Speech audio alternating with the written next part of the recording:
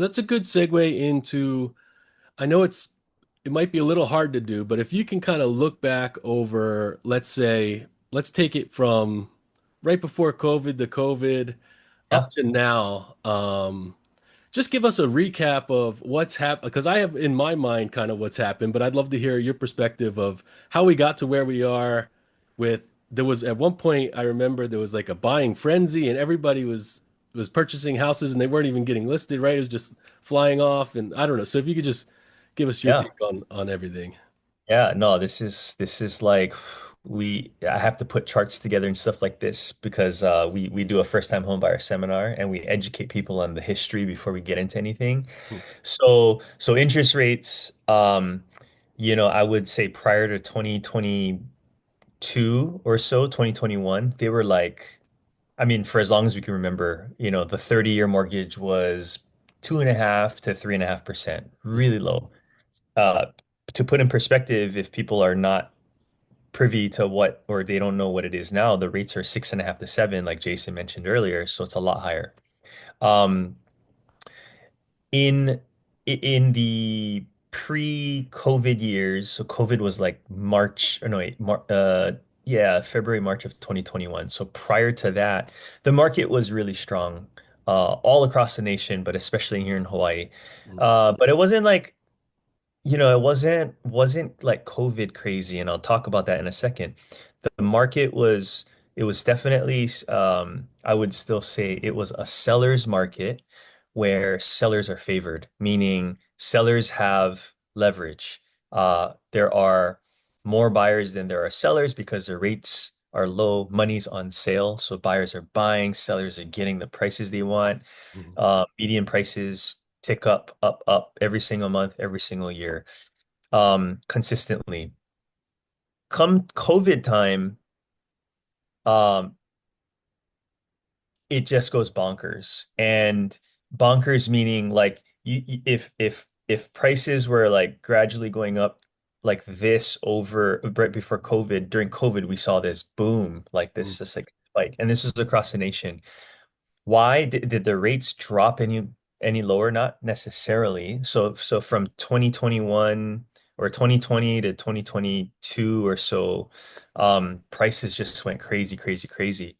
I think it's because we had a lot of remote working going on, right? So we had like a huge influx of people trying to buy homes that they could work out of. Our international demand sort of dropped off because COVID restricted traveling, but we had a huge influx of mainland buyers.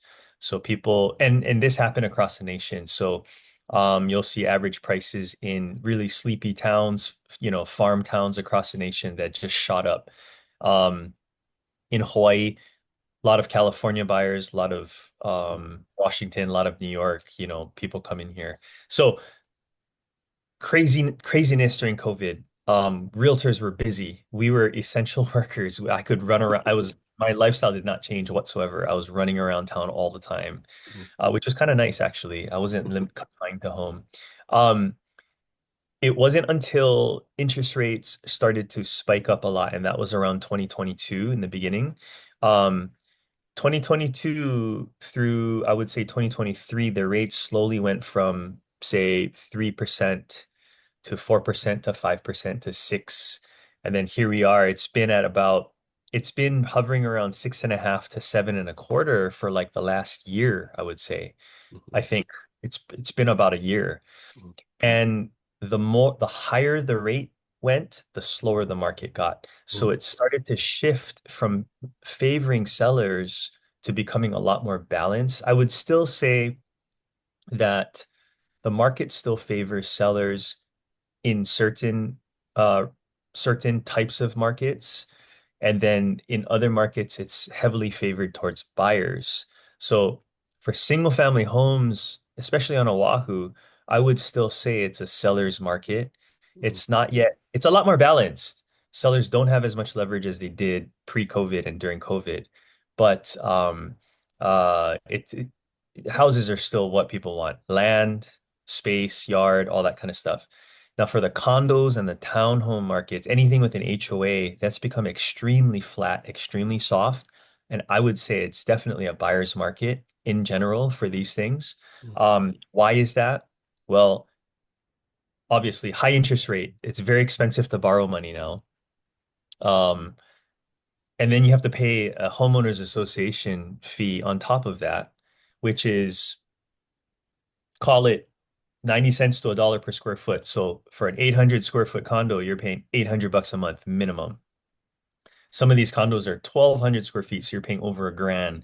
Some of these new ones in Kaka'ako that have all the bells and whistles, you're paying 1,500 plus per month. So that plus your 7% interest rate is very unaffordable for people. Mhm. On top of that, we have new things now with insurance premiums and all that kind of stuff, adding even more cost to these people in condos and townhomes, hurricane insurance premiums that have skyrocketed. So for these people, they're paying a mortgage and then they're paying HOAs and then they're paying these extra premiums. It's just like not as doable or not as attractive.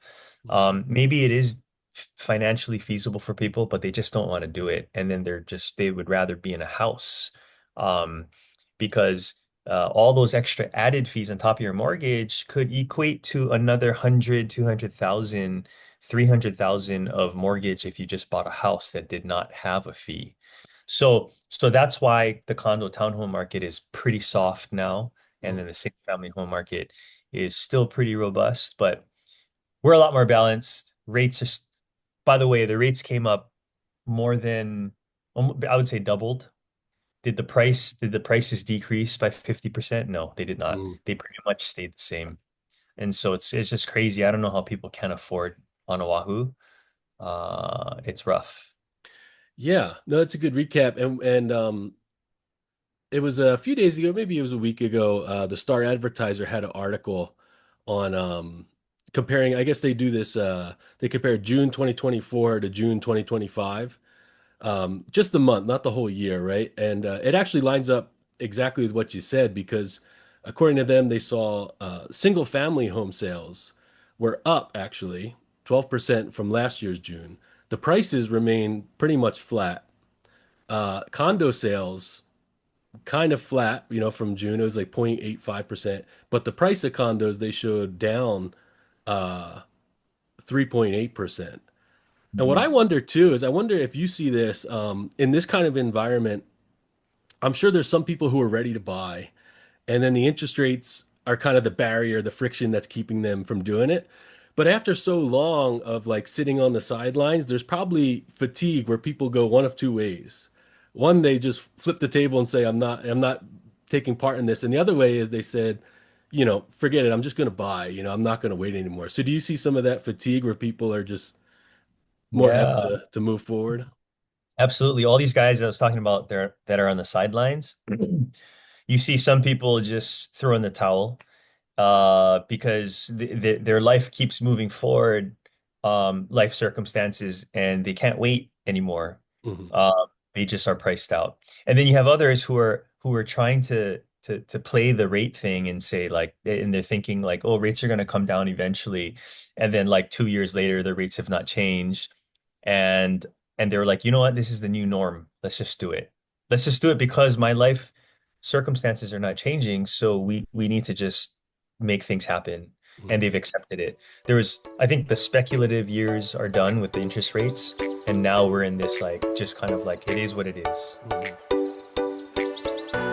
The opinions and statements presented on this show are for general information only and are not intended to provide specific advice or recommendations. Never make any investment or financial decisions based on information offered on this show without first consulting your financial, legal, or tax advisor. All economic and performance information mentioned on the show is historical in nature and is not indicative of any future results. All indices mentioned on this show are unmanaged and cannot be invested in directly. All information is believed to be from reliable sources. However, we make no representation as to its completeness or accuracy. Lastly, all opinions expressed by Jason Cutitta and any guests on the show are solely their own opinions and do not reflect the opinions of or are endorsed by ToBA Financial.